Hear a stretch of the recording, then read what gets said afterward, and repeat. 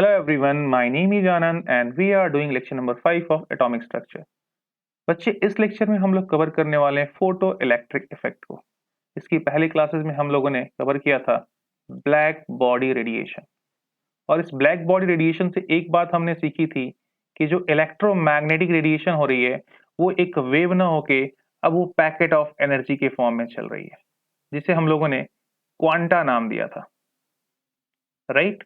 और ये एक प्लूरल वर्ड था जिसका सिंगुलर वर्ड हम क्या कहते हैं, क्वांटम कहते हैं। सिंगल की कहानी कहेंगे तो क्वांटम कहेंगे। अब यही क्वांटम बच्चे लाइट के केस में, इन केस ऑफ लाइट, ठीक है ना, इसी क्वांटम को बच्चे हम लोग फोटॉन के नाम से जानते हैं। किसके नाम से जानते हैं? फोटॉन के नाम से जानेंगे। अब एक क्वांटा की एनर्जी कितने की बराबर होती थी? एच म्यू के बराबर होती थी। मींस यहाँ पे भी एक फोटॉन की एनर्जी उसके थ्रू जो फ्रीक्वेंसी कैरी की जा रही होगी उसका प्लैंक कांस्टेंट के साथ मल्टीप्लाई कर दो तो तुम्हें क्या मिल जाएगा? तुम्हें इसकी एनर्जी मिल जाती। That means E equal to h mu. ठीक है, ये सिंगल फोटॉन की एनर्जी निकल के आती है। सारे एप्लीकेशन वही अप्लाइड होते हैं। 2 है तो 2h म्यू, 3 है तो 3h म्यू, n है तो nh म्यू। मतलब जो यहाँ पे कंडीशंस लगाए थे ब्लैक बॉडी रेडिएशन। अब लाइट है क्या? लाइट भी तो एक तरह से क्या है? It's again radiation, electromagnetic radiation, क्योंकि सनलाइट से, सन से निकल के आती है, तो ये भी तो EMR ही है। तो सिमिलरली कहानी यहाँ पे भी है, बस लाइट की टर्म में उसको वर्ड हमने इस्तेमाल करना शुरू कर दिया फोटॉन। तो इसमें कोई कंफ्यूजन नहीं रखना कि फोटॉन क्या है, क्वांटम क्या है, दे आर सेम थिंग। अच्छा, अब आगे बढ़ते हैं। अब फोटो इलेक्ट्रिक इफेक्ट को थोड़ा समझ लेते हैं कि होता क्या है। तो फोटो इलेक्ट्रिक इफेक्ट क्या होता है? इज अ फेनोमेनन ऑफ, मैं यहाँ पे स्टेटमेंट देता हूँ, फिर साइड में फोटो है उसको देख के समझते हैं। Is a phenomenon of ejecting of electron, क्या है? ejecting of electron from the metal, ठीक है ना। इलेक्ट्रॉन का क्या होना? मेटल से निकल जाना, ये क्या कहलाता है?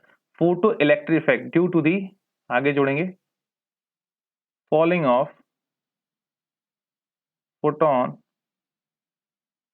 Eight the surface of metal.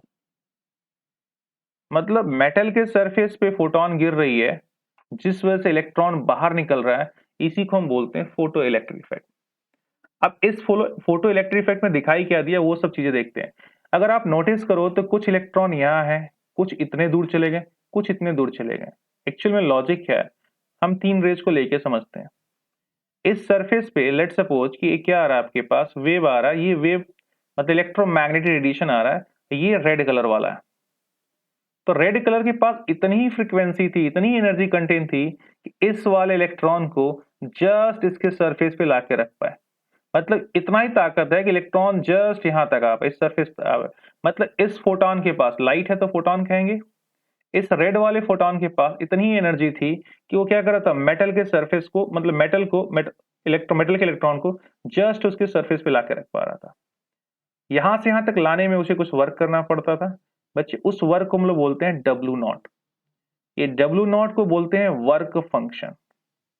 Work function, अगर कोई पूछे वर्क फंक्शन क्या है, तो ये मिनिमम वर्क डन है to bring a charge from the metal to at their surface।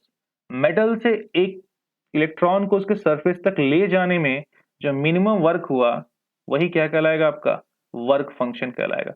इसकी वर्क फंक्शन की एनर्जी बच्चे क्या होगी आप बता सकते हैं? तो सिंपली कहानी है, इस कंडीशन में रेड लाइट के से भाई ये फोटोन था, ये फोटोन आके इस इलेक्ट्रॉन को हिट किया तो ये इलेक्ट्रॉन इस सरफेस पे आया।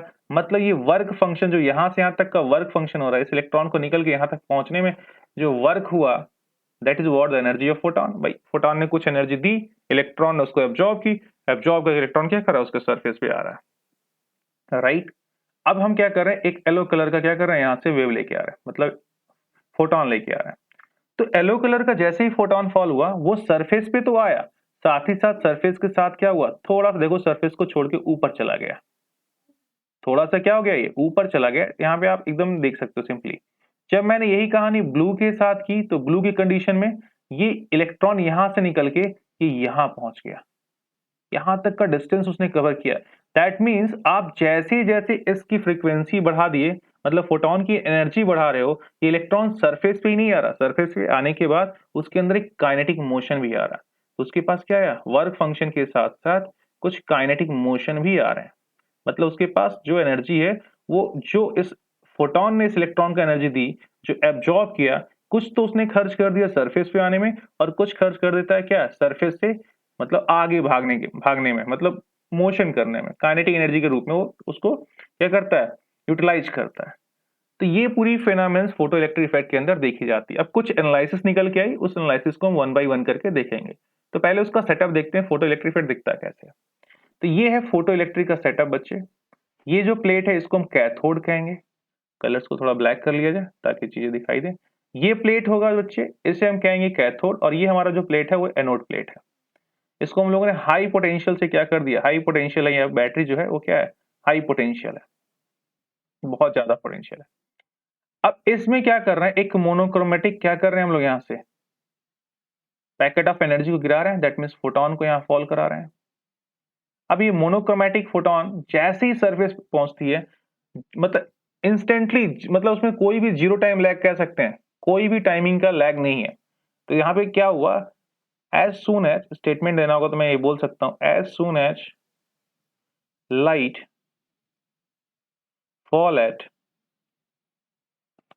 कैथोड प्लेट, बच्चे ये किस पे पड़ता है, कैथोड प्लेट पे पड़ता है, ध्यान रखेंगे इस बात को। इलेक्ट्रॉन, यहाँ पे क्या लिखे हैं, इलेक्ट्रॉन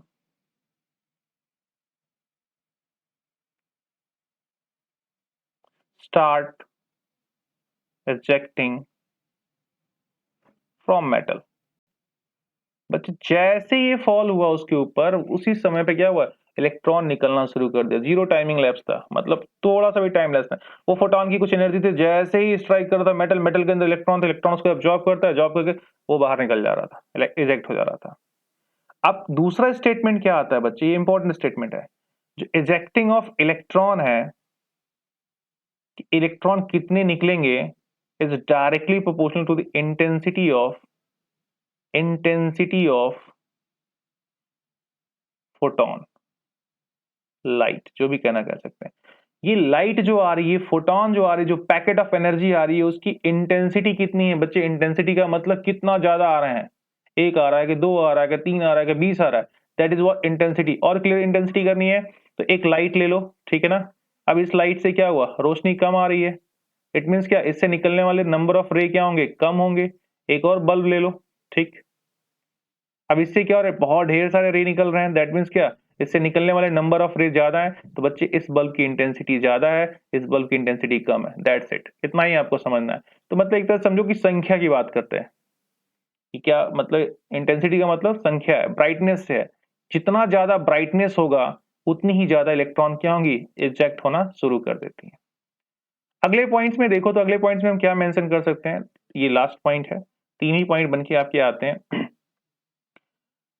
ये जो इलेक्ट्रॉन यहाँ पे आया, तो ये जरूरी नहीं है कि फोटोन जो आ रहा है उसके पास इतनी एनर्जी हो कि सिर्फ निकल के वो मेटल के सरफेस पे आए, हो सकता है उसके पास एनर्जी ज्यादा है। तो जो अगर इसकी फ्रीक्वेंसी ज्यादा है तो आपको मालूम E इक्वल टू एच वाली कंडीशन है, फ्रीक्वेंसी अगर उसके पास ज्यादा है तो इलेक्ट्रॉन क्या करता है, ये इलेक्ट्रॉन मोशन करता है टुवर्ड्स आपके एनोड प्लेट की तरफ। तो अगर मुझसे कोई पूछे कि टोटल एनर्जी फोटोन की कितनी थी, तो it's very easy to say that. अगर मैं बोलूं टोटल एनर्जी ऑफ फोटोन, तो टोटल एनर्जी ऑफ फोटोन कैसे कैलकुलेट करोगे, तो यहां पे लिख दो E बराबर, कुछ एनर्जी खत्म कहां हुआ, just to bring electron to the surface of metal, work function में चला गया।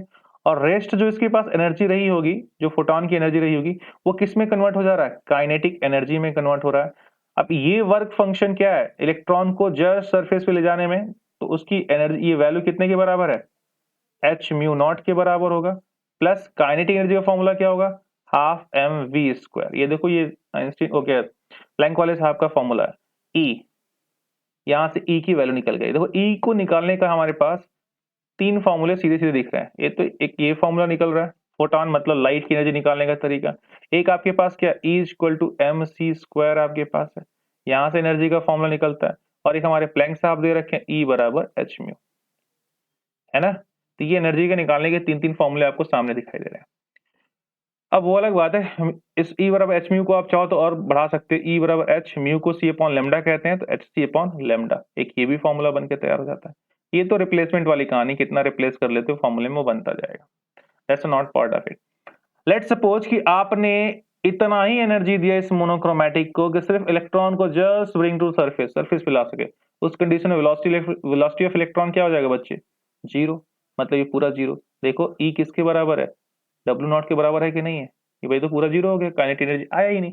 काइनेटिक एनर्जी आया ही नहीं तो फिर क्या हुआ? सिंपल सा वर्क फंक्शन के बराबर हो गया। क्लियर है पॉइंट? अब यहाँ पे एक म्यू नॉट वर्ड दिख रहा है, मतलब ये म्यू नॉट मैंने बना रखा है, ये म्यू नॉट है क्या? तो म्यू नॉट बच्चे इसको हम बोलते हैं थ्रेशोल्ड फ्रीक्वेंसी। क्या नाम देते हैं इसको? Threshold frequency. क्या होता है थ्रेशोल्ड फ्रीक्वेंसी? तो मिनिमम फ्रीक्वेंसी, अगर स्टेटमेंट देना है तो ऐसे लिख सकते हैं, minimum frequency required to bring and charge, see W naught के लिए to bring and charge, bring a charge from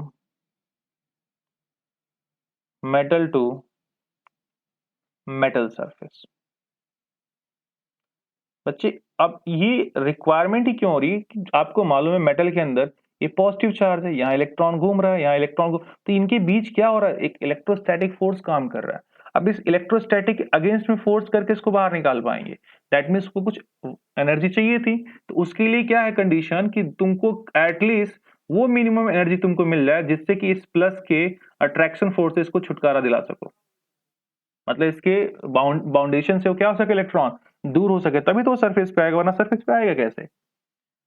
तो ये कहानी है कि लाइट को जो आ रहा है उसके पास एटलीस्ट थ्रेशोल्ड फ्रीक्वेंसी होना चाहिए इलेक्ट्रॉन को निकालने के लिए। अगर जो लाइट आ रही है उसकी फ्रीक्वेंसी थ्रेशोल्ड फ्रीक्वेंसी से कम है, इन केस जो आपकी जो भी मान लो म्यू आ रहा है, जो लाइट फोटॉन आ रहा है वो म्यू है, और इसकी फ्रीक्वेंसी थ्रेशोल्ड फ्रीक्वेंसी से कम है, मतलब म्यू नॉट से कम है, इस कंडीशन में आपको फोटो इलेक्ट्रिक इफेक्ट देखने को नहीं मिलेगा। हो सकता हो इंटेंसिटी बहुत बहुत ज्यादा हाई, हल्की फुल्की इंटेंसिटी से नहीं, आप भीड़ बहुत यहाँ बढ़ा दो, ढेर सारी संख्याएं गिरा दो, हो सके एक आध दो इलेक्ट्रॉन निकल जाए, बट उतने अच्छे से इस एक्सपेरिमेंट को फिर नहीं देखा जा सकता है।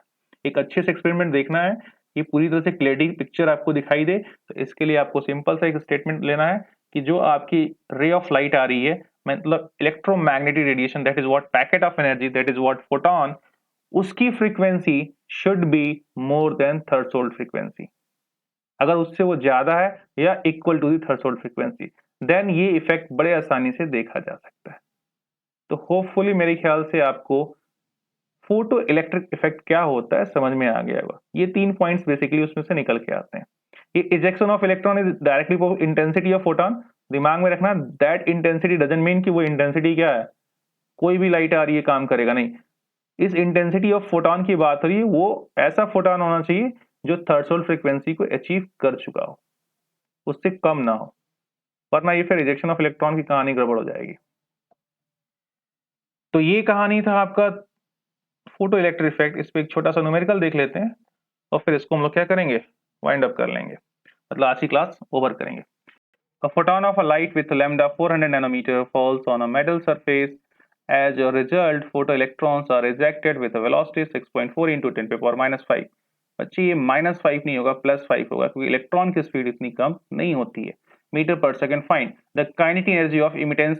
ये गलत हुआ है क्वेश्चन, ठीक है ना, बुक में भी गलती है, मतलब बुक से गलत नोट हो गया, ठीक है। The kinetic energy of emitted photo electron, the work function of the metal surface. ये आपसे क्वेश्चन पूछ रहा है। तो देखो कहानी क्या है, सिस्टम में हमें काइनेटिक एनर्जी ऑफ इलेक्ट्रॉन निकालना है, तो काइनेटिक एनर्जी का फॉर्मूला सिंपल सा क्या कहानी है, kinetic energy emitted photo electron का मतलब यहाँ पे कहानी है, जो फोटोन ऐसे फॉल पड़ रहा था मेटल पे, इलेक्ट्रॉन ये निकल रहे थे तो भाग रहे थे ना इस तरफ से, तो ये कितना स्पीड से भाग रहा है, यही पूछ रहा है तुमसे। हाफ मास ऑफ इलेक्ट्रॉन, कौन भाग रहा है, इलेक्ट्रॉन। वी स्क्वायर, कौन भागा, इलेक्ट्रॉन, तो वेलोसिटी ऑफ इलेक्ट्रॉन सब कुछ दिया है, कैलकुलेट कर दो।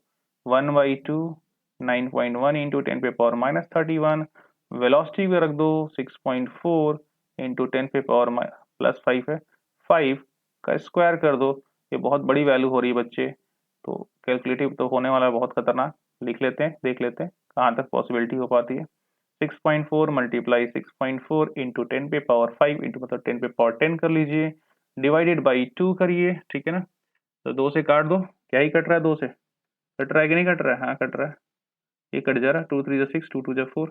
अब एक पास सबको लेके आओ तो 9.1, 3.2, 6.4, ठीक है, मल्टीप्लाई, ये क्या है 31 है, ये प्लस 10 है, तो 10 पे पावर माइनस 21।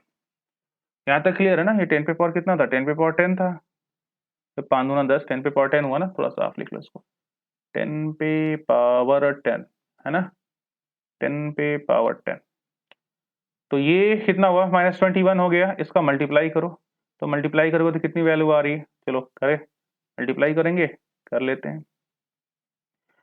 9.1 3.2 तो 9 मान लो, सो 9 दूना 18 और 9 3 27, राइट, इतना हो गया, मल्टीप्लाई 6.4, अरे क्या ही दे रहा है क्वेश्चन, इसको 6.5 मान लें तो भी कुछ फायदा हो रहा है, वेरी कॉम्प्लिकेटेड, इंटू 10 पे पावर माइनस 21, ऐसा है, कैलकुलेटर उठा ही लेता हूँ, काहे कितना बिना मतलब का सरदर्दी हम लोग पाल रहे हैं।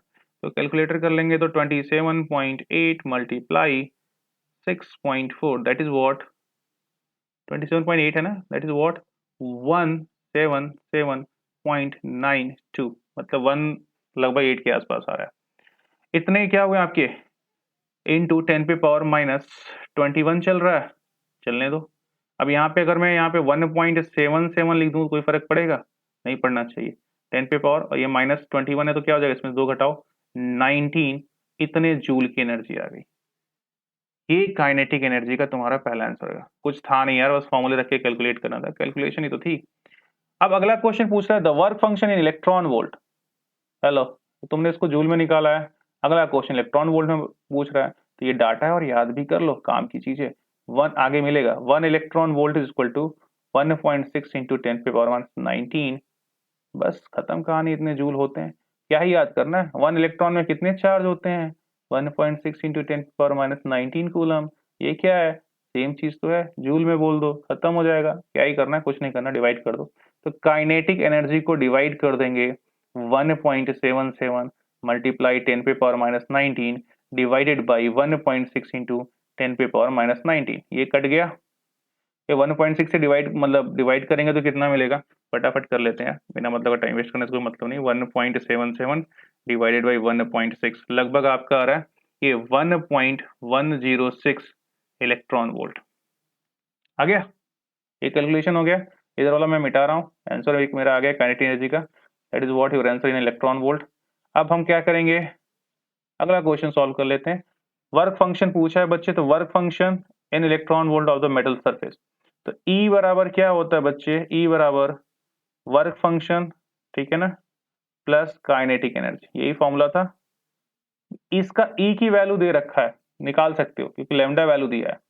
E इक्वल टू क्या कर लेंगे बच्चे, E equal to h mu होता है, W नॉट रखिए, काइनेटिक एनर्जी रखिए। अब एच म्यू, म्यू बराबर क्या होता है सी अपॉन लैम्डा, ये एच सी अपॉन लैम्डा हो जाएगा बच्चे, W नॉट हो जाएगा प्लस काइनेटिक एनर्जी। इसकी वैल्यू तुम्हारे पास है, मैं कैलकुलेट नहीं करने वाला हूँ, रख लेना। H की वैल्यू थोड़ा सा मैं हेल्प कर दे रहा हूँ, H की वैल्यू कितनी होती है बच्चे, H की वैल्यू होती है आपकी, मत रखो, वैसे 6.6 10 पे -34 जूल होता है, सिंपल से एससी का मल्टीप्लाई कर दो, आंसर इलेक्ट्रॉन वोल्ट पूछा है ना, तो जब भी इलेक्ट्रॉन वोल्ट में क्वेश्चन पूछे तो सीधे एससी का मल्टीप्लाई कर देना, 124 लिख लेना। अगर जीरो बढ़ाओगे तो नीचे वाली वैल्यू जो लेमडा की है वो बच्चे नैनोमीटर में लिखना, याद रखने वाली बात है। अगर 1240 लिख लेते हो तो ये नैनोमीटर में वैल्यू सीधे सीधे पुट कर दोगे, कोई दिक्कत नहीं है। अगर आपने यहाँ पे जीरो नहीं लिखा है तो फिर नीचे वाला एंगस्ट्रॉन में जाएगा, मतलब यहाँ पे जो भी लेमडा की वैल्यू होगी उसकी यूनिट एंगस्ट्रॉन में होनी चाहिए, ये दिमाग में रख लेना। एच और सी की मल्टीप्लाई करेंगे 1240 आ रहा है in case of electron volt, बराबर W नॉट ये निकालना था और ये तुम्हारा 1.1 ले लो, खत्म करो, तो W नॉट इज वॉट 1, ये 0 0 काट दें, सब कट रहा है, 4 से काटो, 4 दाम में 40, 4 से 12 और 4 करें 4, तो 10 है, 3.1 कर लो, और क्या है 1.1 इधर लाओगे तो प्लस हो जाएगा, 1.1 प्लस 3.1, वर्ग फंक्शन कितना चाहिए बच्चे, 1.1 को 3.1 जोड़ोगे तो क्या मिलेगा, 3 1 4, 4.2 इलेक्ट्रॉन वोल्ट, ये क्या हो जाएगा, इतने आपको एटलीस्ट मिनिमम, मतलब ये मिनिमम एनर्जी होती है ना, सो दैट कि इलेक्ट्रॉन क्या हो, मेटल से निकल के मेटल के सरफेस पे आ सके। तो उसके लिए कितना देना पड़ेगा, फोटॉन को कितना मतलब वर्क फंक्शन करना पड़ेगा, 4.2 इलेक्ट्रॉन वोल्ट का करना पड़ेगा। क्लियर है, कोई डाउट किसी को इसमें, कितना वर्क फंक्शन करना पड़ेगा, कोई डाउट नहीं होना चाहिए। अगर वही पूछते तुम्हें काइनेटिक एनर्जी कितना होता, तो 4.2 सॉरी ये एनर्जी कितना होता, कितने एनर्जी का लाइट फॉल हुआ मुझे ये बता दो। तो अब ई की वैल्यू क्या हो जाएगी, 4.2 प्लस 1.1, तो ये क्या हो जाएगा 5.3 इलेक्ट्रॉन वोल्ट के बराबर हो जाएगा। होपफुली ये क्वेश्चन आपका क्लियर हो गया होगा, और ऐसे बहुत सारे क्वेश्चन आपके बुक में 1 बाय 1 करके हम लोग करते चलेंगे। आज के लिए इतना ही, थैंक यू।